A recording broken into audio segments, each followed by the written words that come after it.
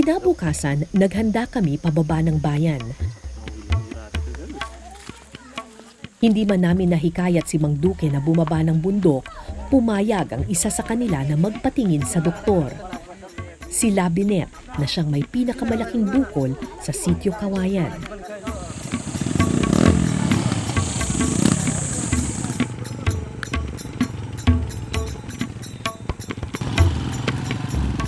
Una kaming nagtungo sa health center na nakasasakop sa Sitio Kawayan.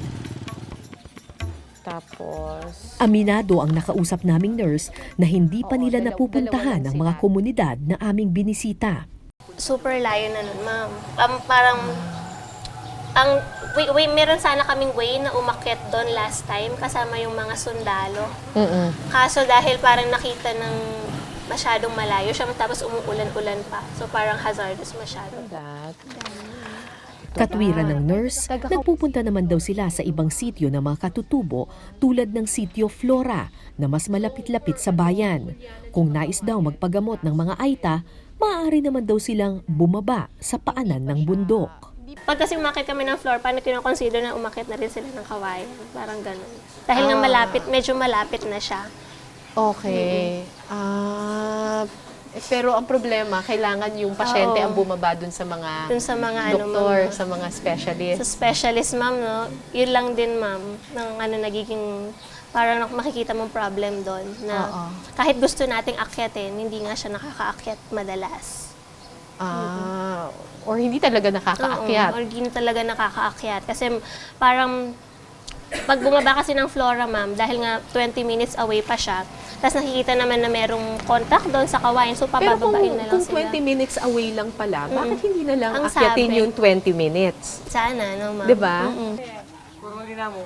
Dahil walang sapat na kagamitan para sa goiter ang naturang health center, nagtungo kami sa pampublikong ospital ng Kapas.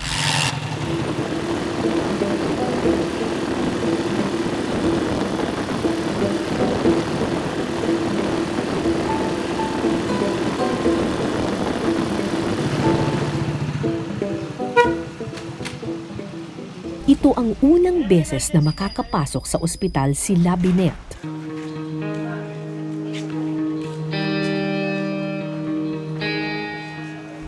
Nabalot siya ng takot. Tara po. Tara po, Nay. Halika po, huwag po kayo matakot. Halika. Huwag ka matakot sa akin. Huwag ka matakot.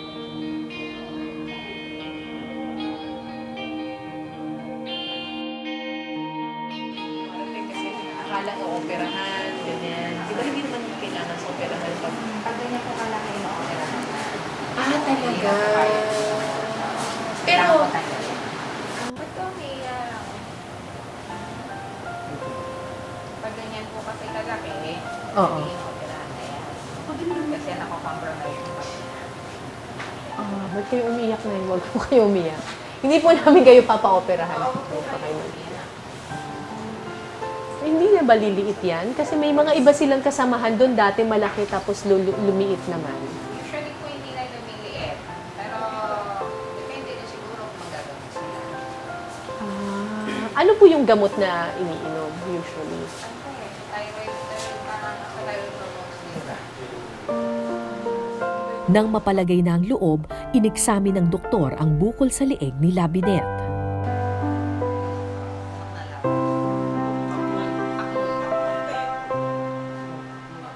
Ang magandang balita, hindi nakamamatay ang sakit na goiter.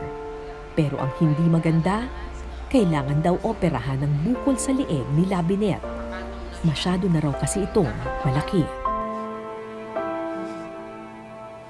Pero anumang paliwanag ng doktor sa mag-asawa, kabado sila na ipasok agad sa operasyon si Labinet.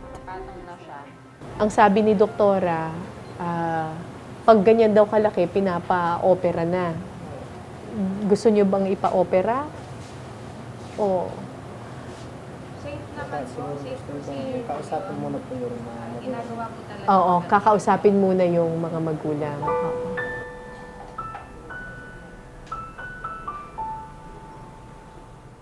Kaya nagdesisyon kaming pakunan na lang siya ng blood test para malaman kung gaano kalaganap ang problema sa kanyang thyroid gland.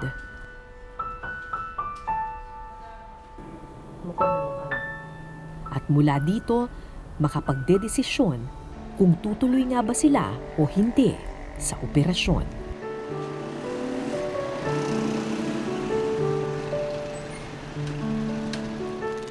Naay kay kaatagan maitag-ay nuay kaya Diyos na. Sa kanilang pag-uwi sa bundok, dumulog sa kapilya ang mag-asawa. Sa mga komunidad na malayo sa doktor at tulong medikal, ang lahat ng bagay ay ipinapaubaya na lang sa Diyos at kapalaran. Nagmahal sa amin. Narapat ko namin padama ang tuloy niyong pagmamahal sa amin, Panginoon. Sa totoo lang, ang goiter ay isang lumang sakit na matagal nang nahanapan ng solusyon. Maaari itong agapan at sugpuin, kaya nga burado na sa maraming bansa ang sakit na ito.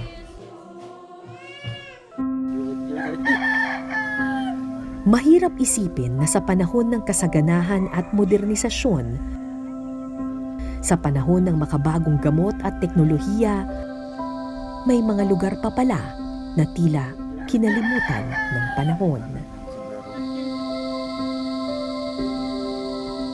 Mga lugar na salat sa impormasyon, mga lugar na di naaabot ng gamot at pagkain, ultimo, asin.